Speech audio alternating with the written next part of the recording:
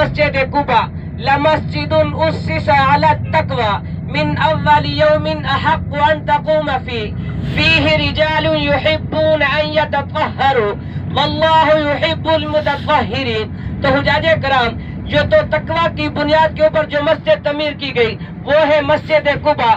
اور حجاج کرام میرے آقا علیہ الصلوۃ والسلام نے اس مسجد کو تعمیر فرمایا. تعمیر فرمانے کے بعد صحابہ اکرام عرض کرنے لگے آقا مکہ والے ہم سے نیکیوں میں آگے چلے جائیں گے, ہم ان سے پیچھے رہ جائیں گے. مکہ والے وہاں پر بیت اللہ کا طواف کریں گے, بیت اللہ شریف کو دیکھیں گے اور اپنی آنکھیں ٹھنڈی کریں گے. تو حجاج کرام وہاں پر حجاج صفا مروہ کریں گے اور مینا مزدلفہ عرفات میں جائیں گے, وہاں پر نیکیاں زیادہ کریں گے. ہم یہاں پر کیا کریں گے؟ یہ جملہ بہت گہرا ہے, توجہ کیجئے یہاں اس جملے پر.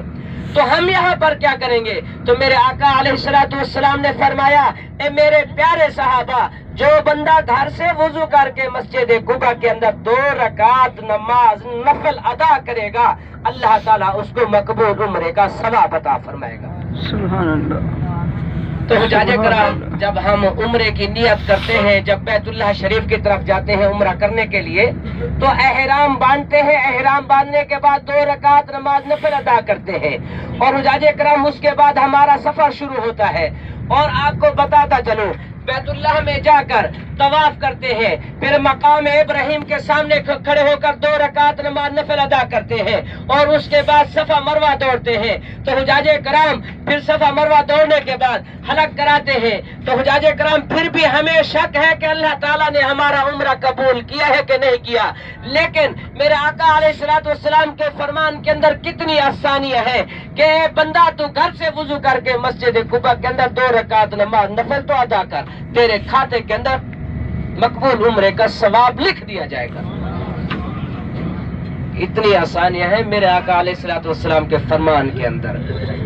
اے میرے پیارے حجاج, جب آپ یہاں پر آئے ہیں جس مقام پر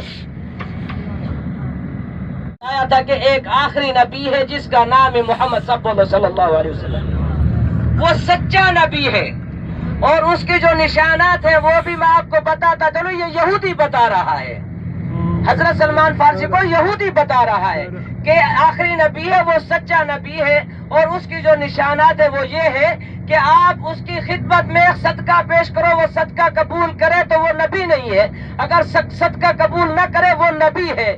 تو حجاج کرام جو دوسری نشانی وہ یہ ہے کہ پیٹھ کے اوپر مہر نبوت کا نشان ہے. تو حجاج کرام حضرت سلمان فارسی رضی اللہ تعالی عنہ آپ کی خدمت میں پہلے کھجوریں پیش کی صدقے کی نیت سے, تو میرے آقا علیہ الصلوۃ والسلام نے قبول نہ فرمائی.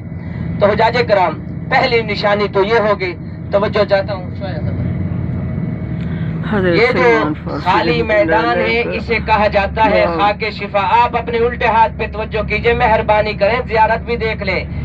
ہاں, یہ خالی جو پلاٹ ہے یہ خاک شفا کا میدان ہے. اس کے سامنے والا جو باغ ہے باغ سلمان فارسی ہے. اور حجاج کرام یہ پودے تو جیسے خراب ہوتے ہیں پھر نکالے جاتے ہیں. تو حجاج کرام اسی مقام پر ایک کنواں ہے جس کا نام ہے پیر غرض. تو اسی کنویں کے میرے آقا علیہ الصلوۃ والسلام کو پانی کے ساتھ غسل دیا گیا تھا. اور حجاج کرام تمام حجاج سے التجا ہے, التماس ہے کہ خاک شفا کا میدان یہ کیوں کہا گیا. ایک صحابی تھا جس کو کوہر کی بیماری تھی, تو آقا علیہ الصلوۃ والسلام کی خدمت میں عرض کرنے لگا آقا میرے لیے دعا فرمائے, اللہ تعالیٰ مجھے شفا عطا فرمائے. تو میرے آقا علیہ السلام حضرت عمر رضی اللہ تعالی عنہ کا گھر مبارک اسی مقام پر تھا, جنہوں نے 22 لاکھ مربع میل حکومت کی, حکمرانی کی. تو حجاج کرام ان کے گھر مبارک کی جگہ دیکھیں کتنی سی جگہ ہے. اور حجاج کرام اس کے آگے مسجد ہے, مسجد غمامہ, مسجد ابو بکر اور مسجد علی. یہ 3 مساجد ایک ہی جگہ پر ہے. مسجد غمامہ کا مطلب ہے بادلوں والی جگہ, جہاں پر میرے آقا علیہ الصلوۃ والسلام نے بارش کے لیے دعا فرمائی. اور جس مقام پر میرے آقا علیہ الصلوۃ والسلام نے عیدین کی نمازیں پڑھائی.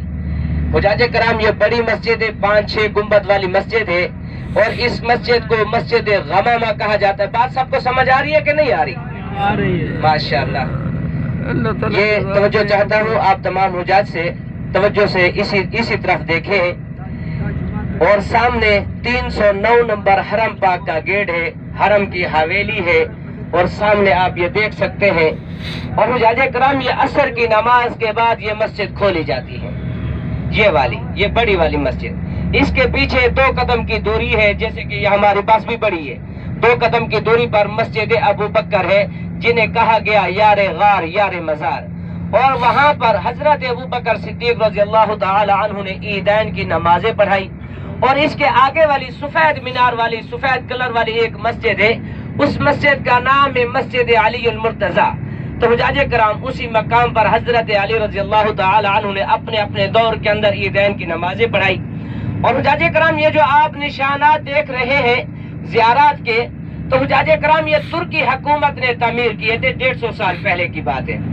اور حجاج کرام آگے ایک مسجد ہے جس مسجد کا نام ہے مسجد عثمان. 3 دروازے والی مسجد، جالیوں والی مسجد، بالکل آپ کے الٹے ہاتھ کے اوپر ہے.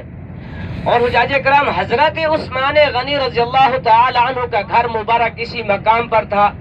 علماء کرام فرماتے ہیں کہ اسی مقام پر گھر مبارک تھا. اور آپ کی خدمت میں عرض کرتا چلوں، حضرت عثمان غنی رضی اللہ تعالی عنہ کو ان کے گھر کے اندر 40 دن نظر بند کیا گیا، قید کیا گیا تھا. یہ والی مسجد عثمان ہے، یہ والی. اور حجاج کرام جب حضرت عثمان رضی اللہ تعالی عنہ کا ذکر آتا ہے تو ہمارا دل پھوٹ پھوٹ کر روتا ہے. تو آپ کو بتاتا چلوں، حجاج کرام 10 دن ان کا کھانا پینا بھی بند کیا گیا. اور جب ان کو شہید کیا گیا تو آپ قرآن پاک کی تلاوت فرما رہے تھے. تو حجاج کرام قرآن پاک کھلا ہوا تھا، ان کے خون مبارک کے چھینٹے قرآن مبارک کے اوپر گرے. حجاج کرام روز قیامت کے دن کسی صحابی کی گواہی میدان بدر دے گا، کسی صحابی کی گواہی مقام خندق دے گا، اور کسی صحابی کی گواہی مقام احد دے گا. لیکن جب حضرت عثمان غنی رضی اللہ تعالی عنہ کی باری آئے گی تو ان کی گواہی کون دے رہا ہوگا؟ اللہ کا قرآن دے رہا ہوگا. حجاج کرام یہ خوش نصیب لوگ ہیں جو یہ مقام دیکھ کر جاتے ہیں. یہ مسجد ہے مسجد بلال. توجہ کیجئے سب کے سب، مسجد بلال ہے، ان کی محبت میں یہ مسجد تعمیر کی گئی ہے. نیچے گولڈ مارکیٹ ہے اور اوپر مسجد بلال ہے. اور حجاج کرام میرے نبی دے اہل بیت 309. اور حجاج کرام حضرت عثمان غنی رضی اللہ تعالی عنہ کتنے سخی تھے. اور آپ کو علم ہے کہ انہوں نے مدینہ پاک کے اندر کنواں خریدا اور مسلمانوں کے لیے وقف کیا. اور حجاج کرام اسے کہا جاتا ہے وادی عثمان غنی، باغ عثمان.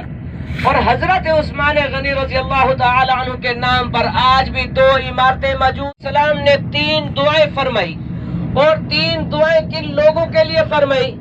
اور وہ کون تھے؟ 3 دعائیں اپنی امت کے لیے فرمائی. اور حجاج کرام یہ روڈ والی مسجد ہے، بالکل یہ قریب ہے، اور یہ 5 وقت نماز کے ٹائم کھولی جاتی ہے. مسجد اجابہ، یہ والی مسجد قبولیت والی جگہ بھی کہا جاتا ہے اس مسجد کو. آپ اپنے الٹے ہاتھ پہ دیکھیں، الٹے ہاتھ پہ. اور حجاج کرام پہلی دعا یہ فرمائی، توجہ چاہتا ہوں سب کی، یہ جملے بہت گہرے ہیں اور دل و دماغ کو کھول کر آپ سنیں. پہلی دعا یہ فرمائی، یا اللہ میری امت کے اوپر کبھی قحط سالی نہ آئے، میری امت بھوک اور پیاس کی وجہ سے کبھی نڈھال نہ ہو. تو حجاج کرام اللہ تعالیٰ نے دعا قبول فرمائی. اور آج ہم 1 یا 2 بندوں کا کھانا لیتے ہیں، اور آپ کریم صلی اللہ علیہ وسلم کی دعا کا صدقہ ہے تو حجاج کرام وہ 2 بندوں کا کھانا 3 یا 4 بندوں کو کفارہ ہو جاتا ہے. اور حجاج کرام دوسری دعا، یا اللہ میری امت کی شکلیں تبدیل نہ ہو. تو حجاج کرام جب پہلے نبیوں کی امتیں رات کو گناہ کرتی اور دن کو اڑتی تو ان کے ماتھے کے اوپر لکھ دیا جاتا کہ یہ بندہ گناہ گار ہے، یا ماتھے کے اوپر مہر لگا دی جاتی، لوگوں کو پتہ چل جاتا اس نے گناہ کیا ہے. تو حجاج کرام آج ہم کتنے بیکار بدکار گناہ گار ہیں، اور آقا علیہ الصلوۃ والسلام کے غلام ہے کہ نہیں ہے؟ تو حجاج کرام آپ کریم صلی اللہ علیہ وسلم نے اپنے غلاموں کے لیے جو دعا فرمائی، یا اللہ میری امت کے گناہوں کے اوپر پردہ ڈال دیا جائے۔ آج ہمارے گناہ کسی بندے کے سامنے آ جاتے ہیں، یا چوری یا چکاری، کتنی بدنامی ہوتی ہے بستی کے اندر، علاقے کے اندر، یہ فلاں کا بندہ چور ہے، یہ فلاں کا بندہ ڈکیت ہے۔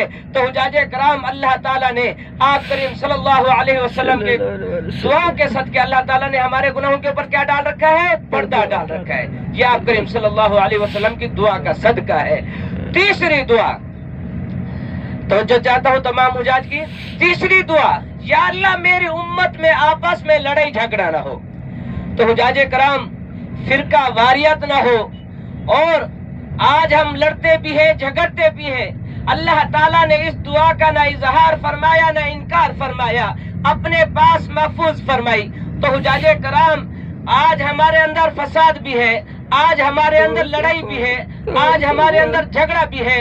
تو حجاج کرام اس دعا کا روز قیامت کے دن اللہ تعالیٰ ہمیں اجر عطا فرمائے گا۔ سب کے سب آپ اپنے الٹے ہاتھ کی طرف توجہ کیجئے، سیدھے ہاتھ، سوری، آپ اپنے سیدھے ہاتھ کی طرف توجہ کیجئے۔ روزہ رسول سامنے نظر آ رہا ہے، گنبد خضرا سامنے نظر آ رہا ہے۔ سب سیدھا ہاتھ کھڑا کر کے پہلے سلام پیش کیجئے۔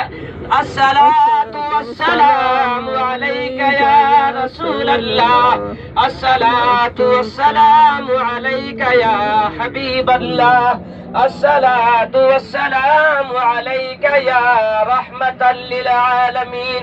اے میرے پیارے حجاج، اپنی آنکھیں ٹھنڈی کریں، روزہ رسول کو دیکھ کر محبت کی نگاہ سے دیکھنا گناہوں کا کفارہ ہے۔